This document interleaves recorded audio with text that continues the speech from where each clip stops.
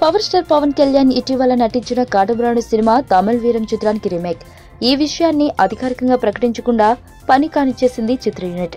ఇప్పుడు దర్శకుడు బాబీ డైరెక్షన్ లో ఎన్టీఆర్ చేస్తున్న సినిమా కూడా ఇదే బాపతో అని వార్తలు గుప్పమంటున్నాయి. అజిత్ హీరోగా ఎప్పుడో 2006లో విడుదలైన వరలారు అనే సినిమాకు ఇది అనధికారిక రీమేక్ అనే టాక్ వినిపిస్తుంది. వరలారు సినిమాలో కూడా అజిత్ 3 పాత్రలు పోషించాడు.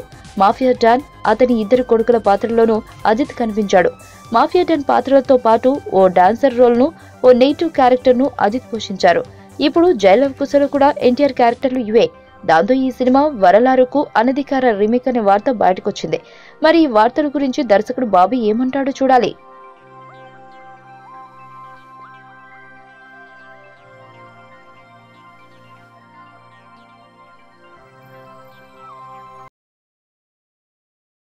సుబ్బు, నీకు తెలుసా, నాకు ఎర్లీ మార్నింగ్ ఒక కల వచ్చింది.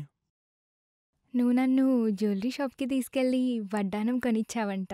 ఏ టైంకి? గుర్తులేదు సుబ్బు, 5కి అనుకుంటా. అదే మరి 5కి మీ బాబు వచ్చి బిల్లు కట్టినట్టు నాకు కాల్ వచ్చింది.